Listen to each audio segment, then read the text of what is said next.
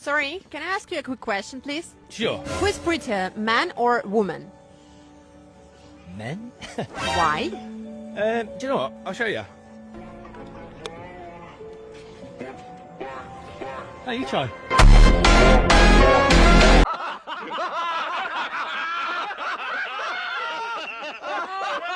What's your body count? My body count? I'd say like under 5.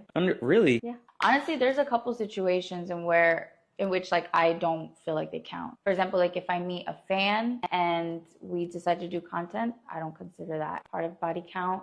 If I go on a girls trip, whatever happens in that girls trip, I feel like that doesn't count as a body count. So if you get drunk, 5 guy, Didn't happen.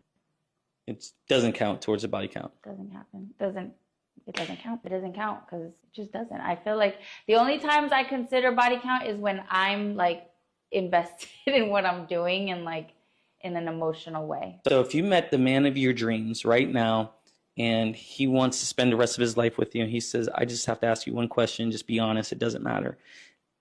What's your body count? What would you say? I would be honest. I would say under 5.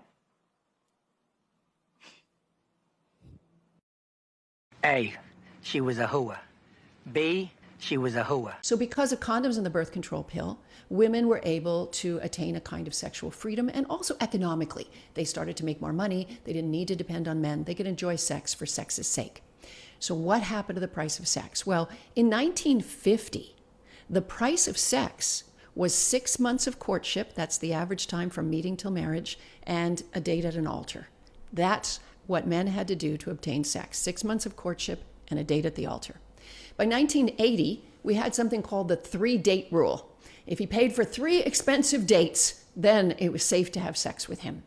Today, the price of sex has dropped to the barrel bottom price of one sometimes not well-worded text. You up? Right? And so women are frustrated because they want men to give more and be more committed, but the price of sex has dropped so low. And they're enjoying sex. When I hear women say, but what about my needs? I'm always like, your sexual needs are very different from a guy's. And if you adopting a male model of anything is not female freedom. So I always tell women, let's say there's a bumper crop of tomatoes one year, and the tomatoes drop to 2 cents a head. I promise you, there is still a market for an organic, artisan-grown, heirloom tomato that's $2 a head. Which tomato are you? What is it with guys not approaching women anymore outside? If you're a guy who can't even approach a woman that you find attractive and state your intentions, then what else can't you do? My brain goes straight to the bedroom. What else can't you do then? I don't think you're going to be able to handle me in the bedroom if you can't even do the simple thing of approaching me. First impressions count. Stop doing all this looking, trying to give eye contact, being a fucking princess. Yeah, I am the prize. You come here. 22 is the cutoff.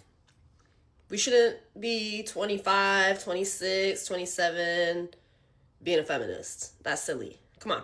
That is for children.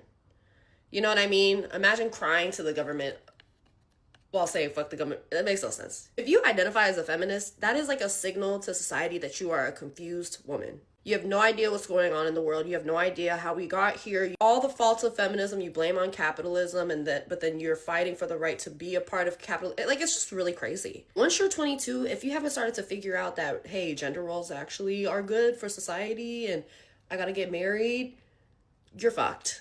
You're fucked, okay? You're fucked. Some of y'all like to wait till the last minute till you're 30 or something to try to change your mind. It's not happening. You gotta, the activism, the liberalism, the feminism, 18 to 22. We shouldn't be seeing 30-year-olds, 40-year-olds at the protests. You know what I mean? Like, okay, like feminism is a young woman's sport. Let them have that. Let them have their fun, kiki. Once you turn 22, 23, it's time to find you a man and lock it up, okay? Because, like, what do you mean? What do you mean? You're gonna be 40 protesting for women's rights? That's what you're gonna do? Right. Some men don't understand that when they bag a baddie that hates men, You won. That's top tier. You don't have to worry about her ever cheating on you. Like, she barely even fucking likes you. She's out here trying to convince you that dating a woman who hates men is some kind of elite achievement unlocked. She thinks she's selling you a security feature by saying a woman who can't stand your entire gender won't cheat. But she's really just describing a hostage situation with better lighting. She's essentially bragging that her lack of respect for you is your biggest win because she barely even likes you. It's a hilarious psychological cope. She wants you to celebrate being the exception to her toxicity, while she charges you full price for a relationship built on pure contempt.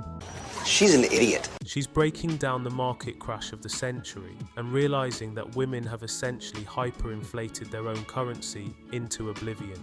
She's looking back at the 1950s, when the price of admission was 6 months of work and a lifelong legal contract, and comparing it to today, where she's accepting a "you up" text at 2 a.m. as a fair trade.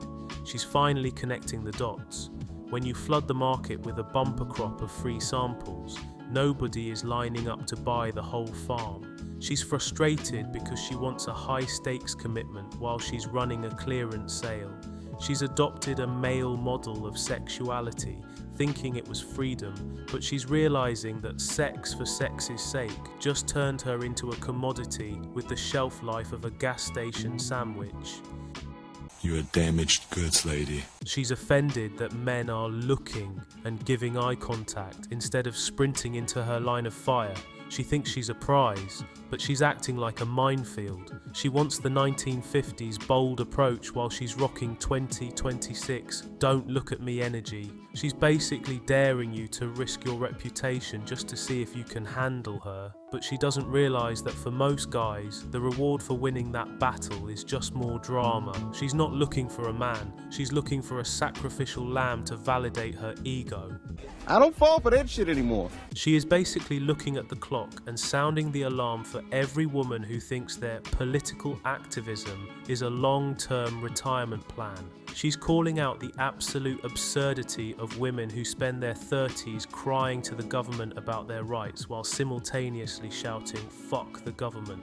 In her mind, feminism is a phase you're supposed to grow out of, like wearing glitter at a music festival or thinking your degree in puppet arts is going to pay the bills. She's framing feminism as a confused signal for women who have no idea how the world actually functions. She's watching these women blame capitalism for all their problems, while they literally fight for the right to be a corporate cog until they're 65. She's setting the cutoff at 22 because she knows that once you hit 25 and you're still at a protest, you aren't a revolutionary.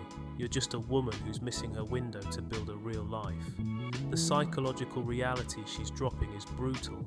She knows that waiting until 30 to change your mind and want a family is like trying to board a flight that took off 3 hours ago. She's telling women to stop kikiing with the activism and start looking for a man to lock it up, because a 40-year-old at a protest isn't empowered. She's just someone the world left behind while she was busy arguing with strangers on the internet. She's essentially saying that if you haven't traded your picket sign for a wedding ring by 23, you've fundamentally misunderstood the game. Why am I not surprised? Real men of genius.